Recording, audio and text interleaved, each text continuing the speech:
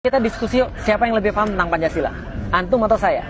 Assalamualaikum warahmatullahi wabarakatuh. Om Swastiastu, Namo Buddhaya, salam kebajikan, salam rahayu, salam sejahtera, selamat datang, selamat berjumpa lagi bersama Gus A dalam channel Tanda Tanya Politik semakin gila semakin asik. Felix Xiao nantang debat tentang Pancasila. Maka saya katakan dengan senang hati, biar debatnya bermanfaat, lebih baik jangan di medsos. Saya tantang debat di TV One, Kompas TV, Aiman, Mata Najwa, atau Deddy Corbuzier. Lu jual gue borong. Gue Profesor Pancasila, the king of science. Nah, revolusi otak, revolusi alat, revolusi mental. Jangankan ente, hei Felix Xiao, Ustadz Kiai ajengan habaib saja berkali-kali saya tantang, mingkem. Si Somad saja mingkem, si Adi Hidayat saja mingkem, apalagi ente. Lu jual gue borong lah. Karena kalau ente kalah, ente harus tobat dari kegoblogan dan ketololan ingin menegakkan khilafah. Pancasila ada berapa sila?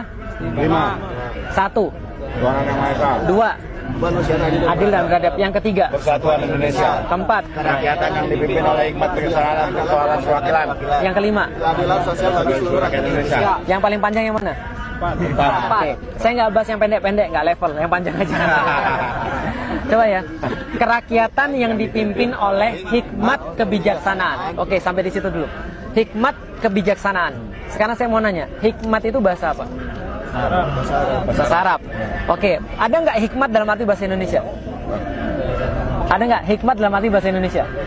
Buka KBBI, Kamus Besar Bahasa Indonesia. Ketik kata hikmat, Anda akan lihat artinya adalah kebijaksanaan. Ketik kata hikmat, Anda akan lihat artinya adalah kebijaksanaan. Ketik kata hikmat, Oh my God. artinya adalah kebijaksanaan. Berarti arti hikmat adalah apa? Oke, sekarang artiin hikmat sebagai kebijaksanaan, baca ulang. Kerakyatan yang dipimpin oleh hikmatnya diartiin, kerakyatan yang dipimpin. Aduh Mas Bro, elo si gubal kabel, eta irung atawa kutil si borokokok si onton. Dikirain pinter, dikirain cerdas, ternyata bego, goblok, bodoh, tolol, belegug. Saya itu suka bahas yang panjang-panjang, nggak level yang pendek-pendek. Dikirain pinter, dikirain cerdas, ternyata bego, bodoh, goblok, tolol. Pantesan umatnya pun sama, pengikutnya pun sama, bego, bodoh, tolol, goblok, dungu. Wong ustadznya pun kayak gitu. Si Felix Xiao ini aneh bro, nggak bisa membedakan antara kebijaksanaan dengan kebijakan. Meskipun sama-sama mempunyai kata dasar bijak, tapi kalau sudah pakai awalan dan akhiran beda. Kebijakan dengan kebijaksanaan beda. Hikmah itu menurut KBBI yang pertama artinya itu adalah kebijakan, bukan kebijaksanaan atau kearifan atau kesaktian. Itu namanya hikmat. Hikmat bukan kebijaksanaan, kebijaksanaan bukan hikmat. Yang bikin Pancasila itu profesor, bukan orang sembarangan, bukan sembarangan orang. Kerakyatan yang dipimpin oleh hikmat kebijaksanaan. Jadi nggak mungkin katanya kerakyatan yang dipimpin oleh kebijaksanaan. Goblok, goblok, bodoh, bodoh. Bodoh, pelit, bodoh, belegung, sia, bodoh. Aduh, pengen mendirikan negara Islam, pengen menegakkan syariat Islam, pengen menegakkan khilafah Islamiyah. Kalau bego, bodoh, tolol, dungu, belegung, mau jadi apa ini negara bapak-bapak, ibu-ibu dan bunda-bunda sebangsa setanah air kalau orang-orang bodoh diberikan kekuasaan untuk memimpin negara ini? Aduh, akan bikin kehancuran bangsa dan negara ini. Untung Tuhan menampakkan kebodohan, ketololan, kedunguan dari si Felix Xiao ini. Benarkah si Felix Xiao bodoh? Mari kita buktikan. Benarkah si Felix Xiao stupid? Mari kita buktikan. Sila keempat dalam Pancasila, kerakyatan yang dipimpin oleh hikmat kebijaksanaan dalam permusyawaratan perwakilan bapak-bapak, ibu-ibu dan sebangsa setanah air. Kerakyatan yang dipimpin oleh hikmah kebijaksanaan dalam permusyawaratan perwakilan si gumbal gabel dengar tipisan kan kieu patut si goblok si onton. Aja pelik sutupin banget pelik. Dalam bahasa Indonesia dikenal dengan yang namanya susunan kalimat SPOK. Susunan kalimat SPOK terdiri menjadi dua bagian, ada yang namanya kalimat pasif, ada yang namanya kalimat aktif. Saya makan donat, itu namanya kalimat aktif karena subjeknya aktif. Kalimat aktif karena subjeknya aktif. Saya makan donat, itu kalimat aktif. Saya makan donat di dalam kamar. Maka susunan yang terjadi, saya adalah subjek, makan adalah predikat, donat adalah objek, di dalam kamar adalah keterangan. Maka bentuk susunan kalimatnya utuh, lengkap, sempurna. Si gumbal gabel. SPOK, kalimat aktif SPOK. Sekarang kalau kita balik pelik siau, maka akan membentuk susunan SPOK dalam bentuk kalimat pasif, di mana objek jadi subjek, subjek jadi objek, subjeknya jadi pasif. Donat dimakan saya di dalam kamar oleh si gumbal gabel aja eta irung atawa kutil. Donat adalah subjek, dimakan adalah predikat, oleh saya adalah objek, di dalam kamar adalah keterangan. Pelik cincau panas gini enak dahar cincau. Mari kita masuk ke dalam sila keempat Pancasila. Kerakyatan adalah subjek, dipimpin. Kerakyatan yang dipimpin berarti predikat, karena predikatnya berawalan di. Jadi sudah dipastikan ini kalimat pasif. Oleh hikmah kebijaksanaan, ini adalah kata benar atau kata orang, atau objek. Hikmat kebijaksanaan itu objek.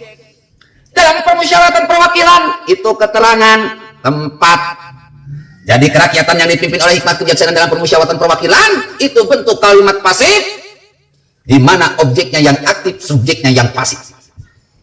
Bentuk kalimat pasif, subjeknya pasif, objeknya aktif. Nah, begini dulu pelik cincau. Kalau mau menafsirkan Pancasila, ente jangan menafsirkan Al-Quran, jangankan menafsirkan hadis, menafsirkan Pancasila aja belegu goblok tolol dungu. Kerakyatan yang dipimpin oleh hikmah dan kebijaksanaan. Hikmah dan kebijaksanaan itu objek. Objek bisa kata benda, bisa kata orang. Bisa benda, bisa orang. Jadi kerakyatan yang dipimpin oleh siapa? Oleh orang yang hikmat dan oleh orang yang bijaksana. Jadi hikmat ini artinya bukan bijaksana. Hikmat ini artinya adalah arif, orang yang arif. Kebijaksanaan itu dari bijak, orang yang bijak. Jadi kerakyatan yang dipimpin oleh orang-orang yang arif dan bijaksana dalam permusyawaratan perwakilan di gedung DPR si gumbal gabel. Jadi orang-orang yang pantas duduk di DPR, yang pantas jadi wakil rakyat, bukan orang yang punya duit, bukan orang yang banyak hartanya, banyak mobilnya, banyak istrinya, banyak rekeningnya, tetapi harus dipilih orang yang arif dan bijaksana. Kerakyatan, masalah-masalah rakyat didiskusikan, diobrolkan, diperdebatkan oleh orang-orang yang arif dan bijaksana di dalam gedung permusyawaratan rakyat dan perwakilan. Begitu pelik cincau, arti kerakyatan yang dipimpin oleh kebijaksanaan permusyawaratan perwakilan. Begitu cincau. Permasalahan-permasalahan rakyat yang terjadi di tengah rakyat, yang terjadi di kehidupan rakyat, diperbincangkan, didiskusikan, diobrolkan, diperdebatkan oleh orang-orang yang arif dan bijaksana dalam gedung permusyawaratan rakyat, bukan di tengah jalan dengan demo berjilid-jilid jodoh. Cetek. Makanya bapak-bapak hadirin pemuda-pemudi sebangsa setanah air, orang-orang seperti pelik cincau, Somad, Adi Hidayat, Rizik Sihab, Bahar Smith, orang-orang HTI, FPI, PKS, MUI, ulama 212. Itu orang-orang yang innahu kana zaluman jahula, manusia-manusia yang zalim dan bodoh dan zalim. Jangankan untuk menegakkan khilafah, menegakkan syariat Islam yang dinasionalisasikan, untuk menegakkan, menjalankan satu ayat saja mereka nggak becus. Untuk menafsirkan Pancasila, sila keempat saja mereka nggak becus. Apalagi menafsirkan hadis, apalagi menafsirkan Al-Quran. Manusia-manusia yang bodoh kayak gini, manusia-manusia yang tolol kayak gini, buang ke tempat sampah. Jangan diberikan kekuasaan, atau negara kita akan qalu ataj'alu fiha may yufsidu fiha wa yasfiku dima, akan rusak dan berbentuk medan perang.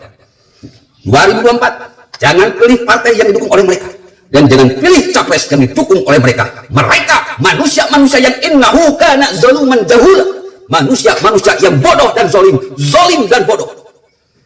Bahasa kitanya botol, bodoh dan tolol, bego, bener-bener goblok. Jadi kalau mereka-mereka ini dikasih pensil, dikasih kertas, disuruh gambar wanita cantik, jadinya monyet. Padahal keinginannya itu gambarnya wanita cantik, malah jadinya monyet. Kenapa? Mereka orang-orang yang bodoh. Jangan percaya kalau mereka ingin menegakkan syariat Islam.